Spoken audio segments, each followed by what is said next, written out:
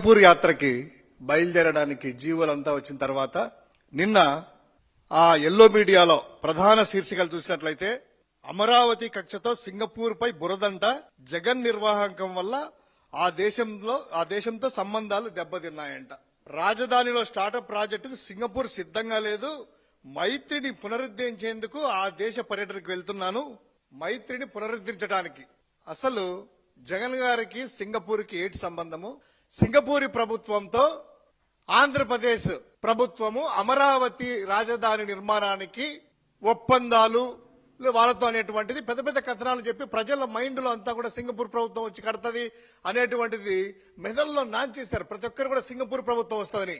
తర్వాత జీవోలు అన్ని రిలీజ్ అయిన తర్వాత సింగపూర్ ప్రభుత్వంతో కాదు, ఒక కన్సార్షియం అసెండా సింగ్బ్రిడ్జ్ సెంబకార్ప్ కన్సార్షియంతో అమరావతి డెవలప్మెంట్ పార్ట్నర్ ఇక్కడ వీళ్లతో ఒప్పందాలు కుదుర్చుకొని ఆ ఒప్పందాల్లో కూడాను ఎవరికెంత మేలు జరగాల ఏంటి అనేటువంటి చూస్తే కళ్ళు బయలు కమ్ముతాయి.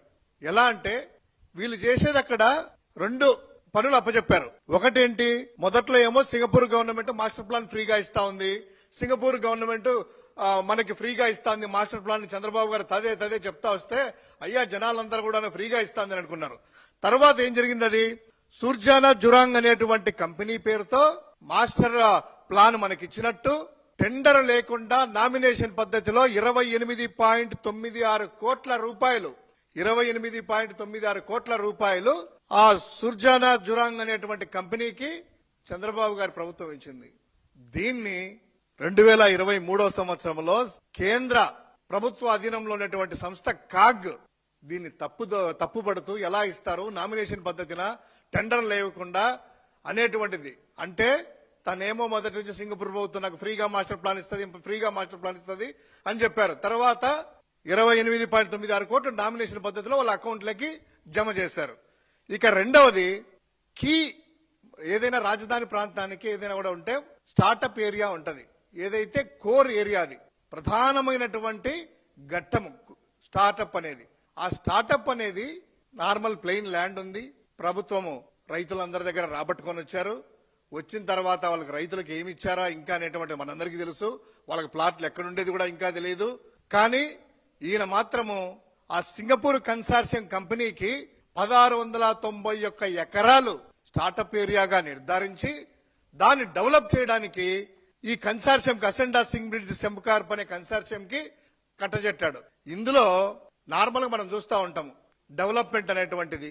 ఒకవేళ ఎవరికైనా మనకు ఒక 20 సెంట్లో 25 సెంట్లో స్థలం ఉందనుకోండి, మన స్థలము డెవలపర్కి ఇస్తాం. ఎవరో ఒక డెవలపర్ వస్తారు, ఎందుకంటే మనకు కట్టేది రాదు లేదనుకున్నప్పుడు.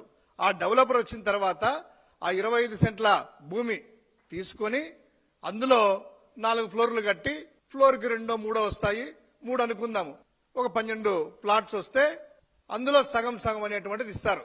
దానికి సంబంధించిన మాస్టర్ ప్లాన్స్, దానికి సంబంధించిన ప్లానింగ్ లేఅవుట్స్ అన్ని కూడాను టౌన్ ప్లానింగ్ దగ్గర నుంచి కావచ్చు, డ్రైనేజ్ కావచ్చు, అంతా కూడా డెవలపరే చూసుకుంటాడు. ల్యాండ్ కి సంబంధం లేకుండా జస్ట్ ఇచ్చేస్తారు. అందులో 50-50 లేదా 48-52 జరుగుతూ ఉంటాయి.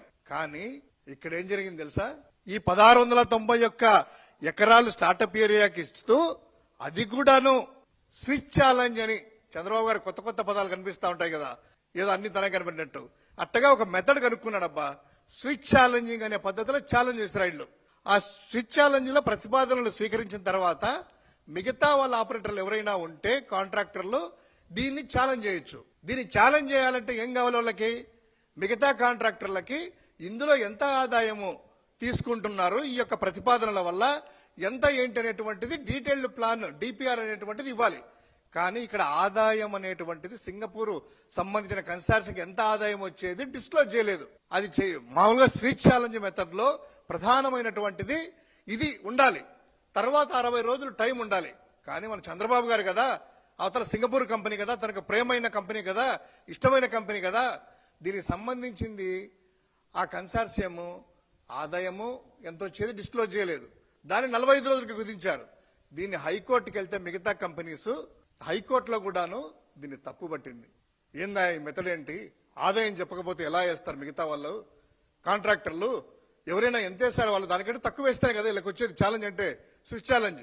సో అటకు హైకోర్టు మొట్టికాయలు వేసినటువంటి సందర్భాలు కూడా మనం చూసాం. తర్వాత ఇందులో ఏంటంటే ఆ ఒప్పందం చూస్తే నిజంగా భయోందనలు చెందుతాం. అప్పుడంతా రాష్ట్ర ప్రజలంతా నివ్వరపోయారు. ఎలా అంటే వీళ్ళేమో మొత్తం అంతా కూడాను కంట్రోల్ కూడా పూర్తిగా 20 సంవత్సరాలకు ఇచ్చారబ్బా. 20 సంవత్సరాలు పూర్తి చేయాలి ప్రాజెక్ట్ అని.